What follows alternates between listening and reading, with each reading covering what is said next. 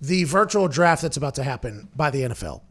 The commissioners had a call with the president this past weekend, and we've seen a lot of things roll out from this, right? Dana White has bought a private island that he's flying international fighters on a private plane to fight. He's got a venue he's had for the last 2 months in his basement, I think, where he's going to have people fight in.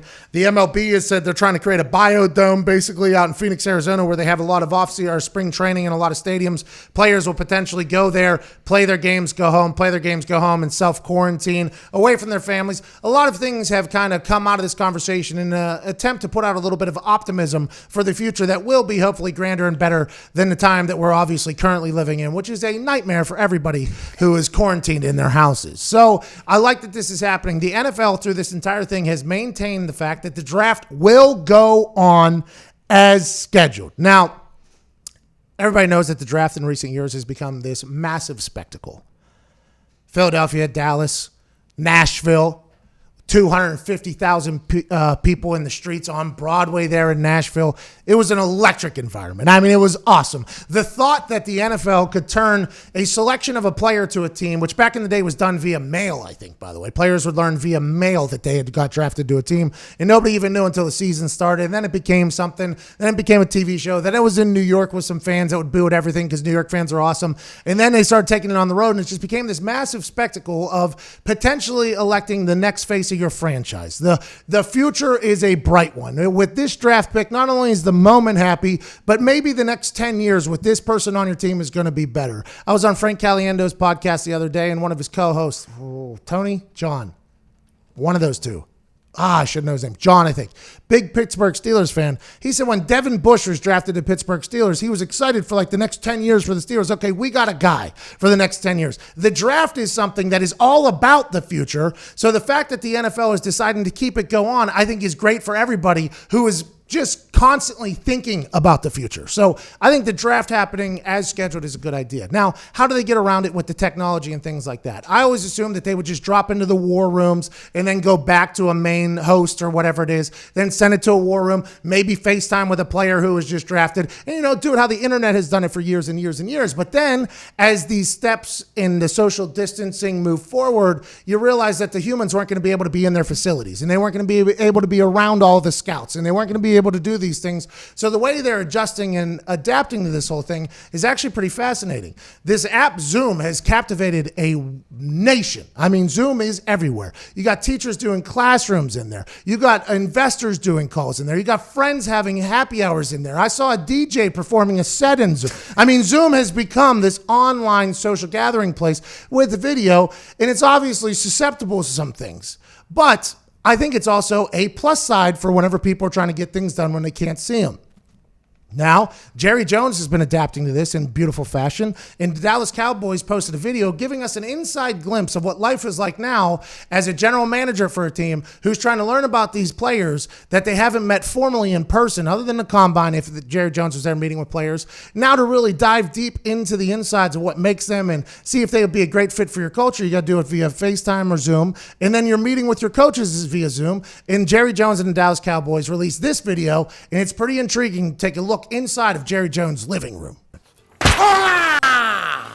So sorry to interrupt. If you're a man watching this, you deserve to have long, great. And you can do that now with our friends at Roman. Right now, you go to GetRoman.com. You get $10 off and free 2-day shipping on Roman swipes, which are guaranteed to make you have longer, more fulfilling every time you get in the sack. Now let's get back to the fornicating action. Better looking than Will. I've got the two of you up there. I see a before and after shot here. He's talking trash on his coaches, which I respect. A little gamesmanship there. Guys that I play with, one of my fears is letting them down. Not me messing up because it makes me look bad, messing up because it can hurt the team. Okay, Jalen Hurts with an incredibly political answer, but this is a look inside of how GMs are conducting their business, talking to their coaching staff, talking to their scouts, talking to potential draft prospects. That was pretty interesting there. I like the fact that Jerry Jones is also just talking a bunch of trash on his coaches or scouts, whoever it is, about somebody looks like Fogel before the Subway and somebody looks like Fogel after the Subway. I like Jerry Jones is doing that. But one NFL executive is, I think, woke to the fact that technology can be the best best thing of all time and the worst thing of all time. And he's worried about potentially getting his Zoom hacked, which will obviously be all the scouts talking to the GM before they make a draft pick or what's going on, just basically giving their inside information. They're worried that another team will figure out a way to hack their Zoom and know what the hell's going on. And that, by the way, is not an unfounded thought. These Zooms have been getting hacked, and they are spectacular. I'm going to mute all. It seems like our Zoom has been a little hacked. Excuse me? Oh, yes. How did we hack you? Excuse me, I work for Zoom. Haley, show your breast. Listen. Okay. Look at the old white guy on the left. Guy has no clue what's going on. Somebody said breasts. Was that my wife? Can you non-mute me? Okay. How did we hack you? This is happening on Zoom on a very regular basis. Classrooms are getting hacked by people that are anti-Semitic. I mean, this little hangout between, I think, a kid and his grandparents, all of them just got hacked by a couple of teenagers, it sounds like, asking for them to show their breasts. And these NFL executives is like, the last thing we need is little Dan over there in Philadelphia, who's 13 years old and bored, coming in and absolutely sabotaging our full operation. I was concerned about the potential of Zooms being hacked. I don't use the Zoom, but I raised the suspicion of, you know what, that is something that I think the NFL should be worried about. And Nick told me, nah, somebody's just leaking the link to people and they're just getting out there. It's not people like actually diving into the mainframe. I don't think so. I think it's a lot of just carelessness and naivety.